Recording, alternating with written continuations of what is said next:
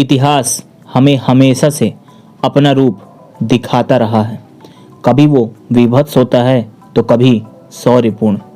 ऐसे ही एक प्रलयंकारी युद्ध के बारे में बात करने जा रहा हूँ, जिसमें लाखों सैनिक मारे गए, धरा रक्त से नहा गई। उस अफगानी क्रूर शासक की कहानी जिसने लाखों सैनिकों का नरसंहार किया था।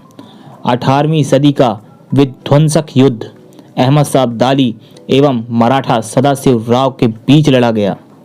पूरे भारत में मराठे अपना वर्चस्व बना चुके थे, लेकिन एक अफगानी ने ये युद्ध क्यों किया तथा मराठों से कैसे जीता, आइए जानते हैं आज के इस वीडियो में। 18वीं सदी की शुरुआत हो चुकी थी। मराठा वीर छत्रपति शिवाजी महाराज एवं संभाजी महाराज पहले से ही भारत के ज़्यादातर हिस्सों में स्वराज्य स्थापित कर चुके थे। साथ ही 1707 में औरंगजेब की मृत्यु के बाद मुगल बिल्कुल कमजोर पड़ चुके थे। 1758 में मराठों ने तैमूर शाह दुर्रानी को खदेड़ कर दिल्ली तथा लाहौर में कब्जा कर लिया। अब मराठों का परचम उत्तर से लेकर दक्षिण तथा पूरब से लेकर पश्चिम तक फैल गया था। इस समय पेशवा बाजीराव के पुत्र बालाजी बाजीराव कमान संभाल रहे थे। दिल्ली पर कब्जा होने पर बालाजी बाजीराव ने दिल्ली से कमान संभालने के लिए अपने पुत्र विश्वास राव को कमान सौंपनी चाहिए, क्योंकि अब मुगल पूरी तरह से बिखर चुके थे और जो भी बचे थे उनमें इतनी हिम्मत नहीं थी कि वो मराठों के खिलाफ खड़े हो सकें। 1758 में मराठों द्वारा खदेड़ा गया तैमूर शाह दुर्रानी अफगान के शासक अहमद शाह अब्दाली का पुत्र था।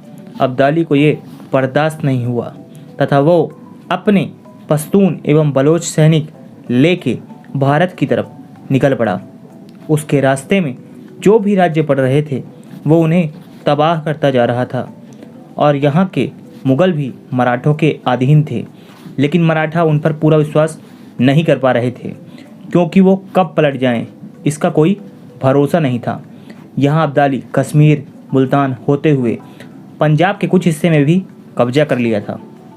अब्दाली का सपना अब दिल्ली का तख्त हासिल करना था। वो पूरे हिंदुस्तान में कब्जा करना चाहता था। मराठों की बढ़ती ताकत से जहां मुगल चिढ़े हुए थे, वहीं मराठों के कंधे से कंधा मिलाकर चलने वाले राजपूत अब उनसे कटना चालू हो गए थे। लेकिन अभी भी मराठों के साथ बहुत सारे राजा खड़े थे। मराठे अपनी सेना लेके आगे बढ़ते जा रहे थे, साथ ही साथ उनका काफिला बढ़ता जा रहा था। आगे जाके होलकर एवं सिंधिया भी सदाशिव राव के साथ हो गए। इब्राहिम खां गारदी भी मराठों के साथ था, जिसके पास अत्याधुनिक तोपें एवं बंदूकें थीं।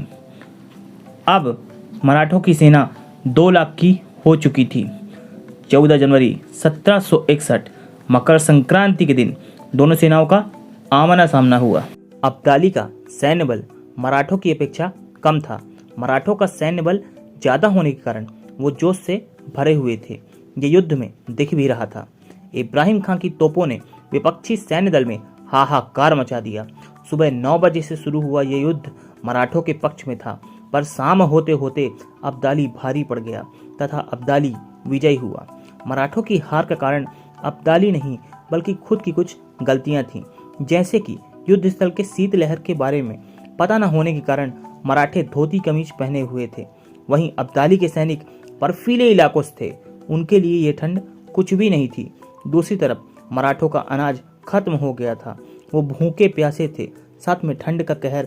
और सबसे बड़ी गलती तब हुई जब विश्वास राव को घायल अवस्था में देख सदाशिव राव अपने हाथी से उतरकर उनके पास चले गए। सदाशिव राव को ना देख सेना का मनोबल टूट गया। वहीं दूसरी तरफ दुश्मन सेना हावी हो गई और जब तक सैनिक समझ पाते कि सदाशिव भाऊ जिंदा हैं, तब तक युद्ध का रुख पूरी तरह से बदल चुका था। इन गलतियों के कारण मराठों को हार का मुख देखना पड़ा। मुझे सुनने के लिए धन्यवाद। जय हिंद, जय Bharat. Save soil, save earth.